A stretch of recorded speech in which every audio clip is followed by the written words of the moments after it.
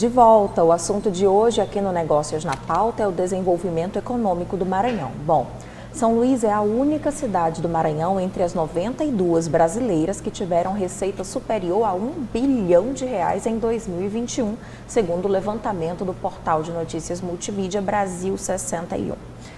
Isso é um dado que o Brasil todo viu, Arthur. Se eu não me engano, o PIB de São Luís chegou a 2,4 ou 2,7. Cresceu muito, né? Um dos PIB que tem crescido bastante. Mas para a gente perceber como ainda nós somos relativamente pobres, o orçamento da Universidade de Harvard é US$ 1 bilhão, são 5 bilhões de reais, né? Então ainda estamos caminhando em rumo à riqueza, mas vamos chegar lá. Vamos. Bem, segundo esse levantamento, São Paulo é de longe o estado com mais representantes na lista. São 29 cidades bilionárias. Essa cidade responde mais de um terço da população brasileira e tem um orçamento global de 344,3 bilhões. Bem, nós vamos voltar a conversar com nossos convidados, a Thalita e o professor Cursino, mas antes eu queria citar um dado aqui, que é um relatório que eu estou lendo da Pricewaterhouse, a famosa PwC, uma das maiores empresas de consultoria do mundo, que ele lançou agora recente o Economia do Mundial em 2050. E lá, entre as 5 maiores economias, segundo as projeções deles, a primeira, China, segunda, Índia, terceira, Estados Unidos, a quarta, Indonésia, a quinta, Brasil. Então, esses são dados feitos são estudos feitos com bases bastante consistentes que mostram que há um crescimento nosso aí, apesar de ter sido praticamente estagnado de uns 20 anos para cá, né, professor Cursino? Como é que vocês veem aí o Maranhão daqui até 2050? Qual é a visão de vocês? Pouco mais de 20 anos aí pela frente, né? Não, 30 anos, Dorinha. Tu quer acelerar as coisas já? Para ser preciso, quase 27. 30. Quase 30. 27 anos. 27 anos. Quase. Professor Cursino. Olha, eu acho que o Maranhão tem grandes possibilidades de ter uma situação muito melhor do que hoje, né? E aí eu insisto, desde que ele consiga sair da armadilha da concentração. Diz-se que o Brasil vive a armadilha do país da renda média. Esse é o grande mal de todas as economias mundiais, as que caíram nessa armadilha. Tem um livro muito interessante da economista Zena Lafitte, Os Nós do Brasil. E é em torno disso. Ela diz, temos nessa armadilha por quê? Estamos nessa, por causa dos nós que o Brasil foi dando nele mesmo. Mas então, assim, acho que o Maranhão tem infraestrutura, tem logística, tem localização geográfica, tem recursos naturais, uma diversidade. Tem um clima que lhe é muito favorável comparativamente a outros lugares e diante da necessidade da produção agropecuária. Tem aqui uma estrutura de ciência, de tecnologia, de pesquisa local e federal muito favorável, né?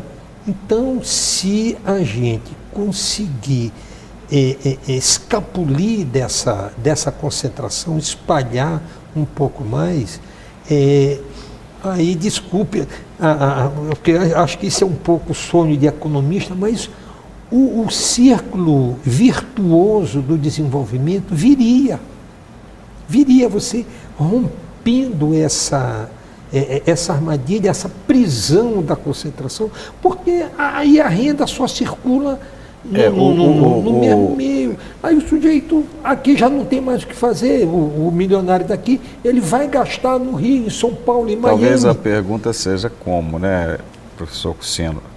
Dos números que você tem lá, Thalita, o que você indica que poderia ser algumas saídas para sair desses nós aqui no Estado? Gerar oportunidade, eu acho, não tenho certeza, que dá oportunidade às pessoas, mostrar para elas os caminhos. Mas né? a oportunidade não é gerar emprego? Gerar emprego Como? Mas né? como gerar emprego? Capacitando por meio da capacitação, por meio da educação. Mas né? você capacita, e se não tiver o emprego, como é que faz? Então, tem muito o viés também de apoiar os micro e pequenos empreendedores, né? Porque a gente precisa gerar emprego no setor privado, né? Na autonomia também, dar autonomia para que as pessoas possam criar possam implementar seus negócios com criatividade, observar a situação existente e a partir dali encontrar nichos de mercado. Por exemplo, um programa que é um programa muito valorizado hoje pelo nosso governador, que é o Programa Mais Renda. Né? O que é que o Programa Mais Renda faz, não somente hoje na capital, mas também no interior do estado? Ele dá ali uma infraestrutura básica para quem quer colocar uma pequena lanchonete, um cabeleireiro, quer colocar um carrinho de cachorro-quente. Então, ele começa ali com aquela estrutura, lanche, alimentação. Ninguém vai conseguir chegar com uma estrutura de alimentação grande. Mas deixa você só chega... lhe fazer uma parte. Se a gente olhar a história recente do Brasil, vamos pegar os 20, 30 anos, ou desde a redemocratização 90 para cá.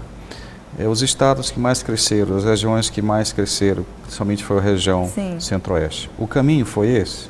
Não somente esse, Não, né? mas foi esse, de apoiar dessa forma? Sim, de apoiar dessa forma.